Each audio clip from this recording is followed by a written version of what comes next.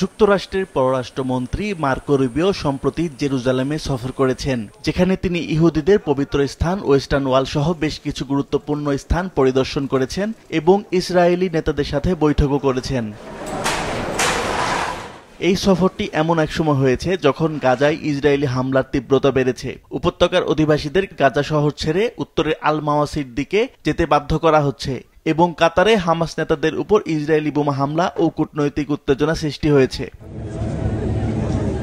কাতারের প্রধানমন্ত্রী ও পররাষ্ট্রমন্ত্রী তাদের দেশে হামলা এবং রুবিওর জেরুজালেম সফরকে যুদ্ধবন্ধে মধ্যস্থতার নীতি ও আন্তর্জাতিক কূটনীতি ভঙ্গ হিসেবে সমালোচনা করেছেন। আরব ও মুসলিম দেশগুলোর একটি সভা অনুষ্ঠিত হতে যাচ্ছে, যেখানে ইসরায়েলের সাম্প্রতিক হামলা ও রুবিওর সফরের প্রেক্ষাপটে একটি ঐকমত্যপূর্ণ কৌশল গড়ে তোলার সম্ভাবনা আলোচনা করা হচ্ছে।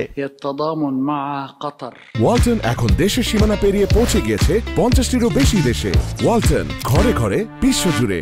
রুবিওর এই সফরকে ইসরায়েলের দখলদার ও অন্য দেশের হামলার সমর্থন হিসেবে দেখা হচ্ছে, যা ইসরায়েলের অবস্থানকে আরও শক্তিশালী করবে, বিশেষ করে পশ্চিম তীর ও গ্রেটার ইসরায়েল তৈরির পরিকল্পনায়। মুসলিম রাষ্ট্রগুলো যুক্তরাষ্ট্র ও ইসরায়েলের মধ্যকার সম্পর্ক নিয়ে কঠোর মন্তব্য করেছে। তারা বলেছেন, আন্তর্জাতিক আইন এবং মানবাধিকার লঙ্ঘিত হলে তার ফল ভালো নাও হতে পারে।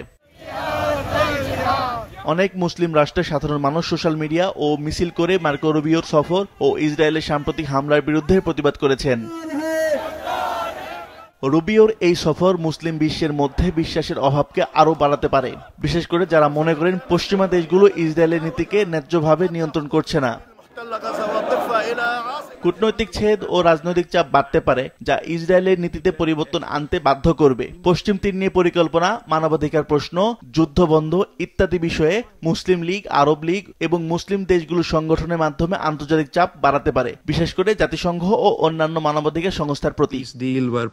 আসিফ আল আমিন, মাছরাঙা নিউজ ডেস্ক।